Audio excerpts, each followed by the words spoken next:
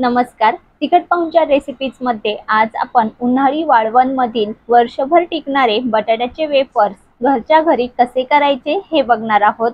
हे वेफर्स मी उन्हाचा वापर न करता घरातच सुकवले आहे, तरी सुद्धा छान पांढरे शुभ्र तयार झालेत.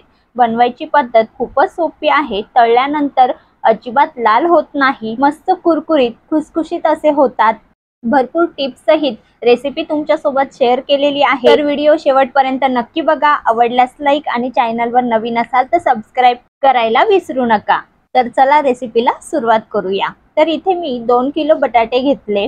वेफर्ससाठी बटाटे घेताना ते मोठ्या आकाराचे घ्यायचे, सोबतच ते कडक असले पाहिजे, नरम बटाटा घ्यायचा नाही. त्याचबरोबर बटाट्याची साल ही अशी पातळ असायला हवी.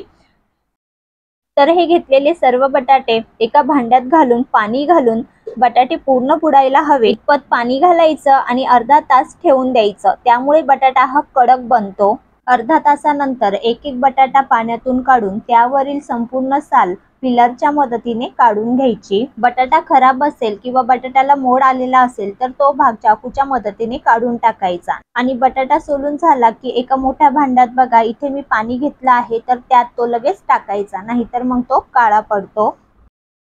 तर आता याच पद्धतीने एक एक करून प्रत्येक बटाटा हा सोलून घ्यायचा आणि तो लगेच पाण्यात घालायचा. तर बघा याच पद्धतीने मी सर्व बटाटे सोलून घेतले आणि पाण्यात ठेवले आहे. तर आता स्लायसरच्या मदतीने चकत्या पाडून घ्यायच्या. त्यासाठी एका परातीमध्ये बघा तळाला थोडं पाणी घातलं आणि वेफर्स मशीन किंवा असं पोटॅटो स्लायसरच्या मदतीने एक एक बटाटा घेऊन त्याच्या चकत्या करून घेऊ. तर बटाट्याच्या चकत्या करत असताना बटाटा हा पुढेच सरकवायचा, तो मागे पुढे करत किसायचा नाही. असा पुढे बटाटा सरकवला की तयार होणारा वेफर्स हा तुटत नाही व एकसारख्या आकारात निघतो. तर बघा याप्रमाणे. तर इथे मी जास्त पातळही नाही आणि जास्त जाड सुद्धा नाही, मध्यम स्वरूपात बटाटा स्लाइस करून घेतला आहे. तर अशाच पद्धतीने अजून काही बटाटे स्लाइस करून घेऊ. तर बटाटा स्लाइस करत असताना तो वरतून जरी चांगला दिसत असला तरी तो आतून असा खराब काळसर असू शकतो. तर असा बटाटा लगेच बाजूला काढायचा. आणि 2-3 बटाटे हे स्लाइस करून झाले की ते लगेच परातीतील पाण्यातून काढून दुसऱ्या एका भांड्यात पाणी घेऊन त्या पाण्यात घालायचे. तर भांड्यात टाकताना भांड्यातील पाणी बटाटा स्लाइस पूर्णपणे बुडेल इतपत पाणी असायला हवं, नाही तर मग बटाटा काळा पडतो. परातीतील बटाटा स्लाइस दुसऱ्या भांड्यात टाकताना तो हाताने हलकासा असा चोळून घालायचा, म्हणजे बटाट्यातील स्टार्च निघायला मदत होते. तर आता अशाच पद्धतीने राहिलेले बटाटे सुद्धा स्लाइस करून पाण्यात घालून घेऊ. तर इथे बघा बटाटा पूर्ण स्लाइस झाल्यावर थोडासा भाग राहतो, तर तुम्ही तो भाजीसाठी साईडला काढू शकता किंवा शक्य होत असेल तर स्लाइसही करू शकता. तर बघा इथे आपले सर्व बटाटे हे स्लाइस करून झालेले आहे आणि खाली स्टार्च बघा किती जमा झालेला आहे. तर एका मोठ्या पातेल्यात हे स्लाइस काढून घेतलेले आहे आणि आणखी 2 ते 3 पाण्याने हे स्वच्छ धुवून घ्यायचे. खरं तर वेफर्स पांढरे शुभ्र होण्यासाठी ते व्यवस्थित धुतले गेले पाहिजे. जर त्यातील स्टार्च निघाला नाही किंवा बटाटे जर तुम्ही 1-2 वेळाच धुतले तर मग ते काळसर लालसर दिसतात, वर्षभर टिकत नाही. त्यामुळे शक्यतो 4 वेळा तरी पाण्यातून काढायचेच.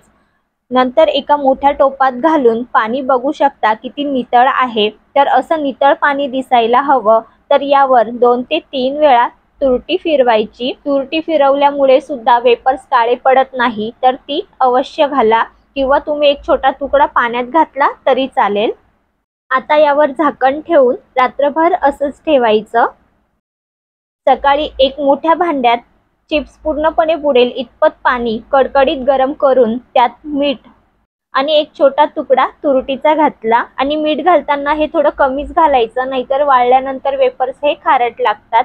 तरी तर भांडं छोटं असल्यामुळे मी 2 भांड्यांचा वापर केलेला आहे. तुमच्याकडे भांडं मोठं असेल तर एकातही करू शकता.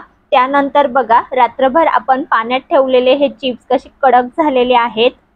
तर पाण्याला चांगली उकळ यायला लागली किंवा चांगलं कडकडीत पाणी झालं, तयार चिप्स चाळणीत काढून पाणी निथळून गरम पाण्यात घालून घ्यायचे. तर गॅस हा मध्यम करायचा आणि 10 ते 15 मिनिटं चिप्स शिजवून घ्यायचे. मध्ये मध्ये ते चमच्याने खालीवर सुद्धा करायचे, म्हणजे ते एकसारखे शिजतात. 15 मिनिटापेक्षा जास्त शिजवायचे सुद्धा नाही, नाहीतर मग ते खूपच शिजले जातात.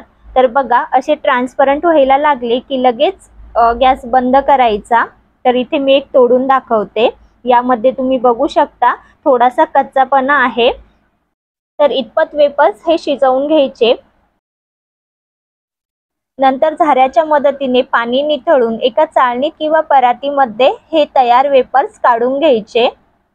पाणी निथळले की लगेच एका कॉटनच्या कपड्यावर इथे मी घरातच एक एक करून पसरवून घेतले।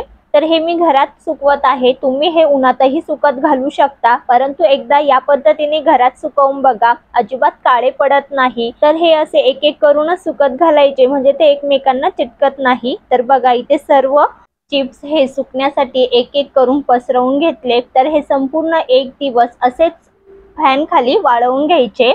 तर मी हे घरातच सुकवत आहे। दिवसभरात फॅनच्या खाली हे चांगले सुकतात। जर सुकले नाही तर तुम्ही 1 तासासाठी हे उन्हात सुद्धा वाळवून घेऊ शकता, म्हणजे त्यातील जर काही मॉइश्चर असेल तर ते नाहीसं होईल। सुकल्यावर बघा छान पांढरे शुभ्र दिसत आहे, अजिबात काळसर दिसत नाही। उन्हाळ्यात वातावरण उष्ण दमट असल्याने हे 1 दिवसात घरामध्ये चांगले सुकतात। सुकल्यावर जसे हे असे आकसल्यासारखे दिसतात, तरी तळल्यानंतर ते पुन्हा पूर्वरत होतात व छान फुलतात। तर चला तळून बघूया। तेल छान तापलं आहे, गॅस मध्यम करून मगच वेफर्स तळायचे। बघा तर किती छान फुलले आहे, आकारही आधी सारखा झाला आहे, रंगही बदलला नाही, मस्त पांढरे शुभ्र दिसत आहे। चवीलाही छान लागतात, मस्त खुसखुशीत आणि कुरकुरीत बनतात। उपवासासाठी तर हे वेफर्स आपण खातोच, या व्यतिरिक्त यावर लाल तिखट आणि चाट मसाला घालून सुद्धा मस्त लागतात। तर कशी वाटली तुम्हाला माझी ही वेफर्स करण्याची पद्धत कमेंटमध्ये सांगा। आवडल्यास लाईक करा आणि अशाच नवनवीन रेसिपीज बघण्यासाठी आपल्या तिखट पाहुणचार रेसिपीजला लगेच सबस्क्राईब करा। तर पुन्हा भेटूया अशाच एका नवीन रेसिपी सोबत। धन्यवाद।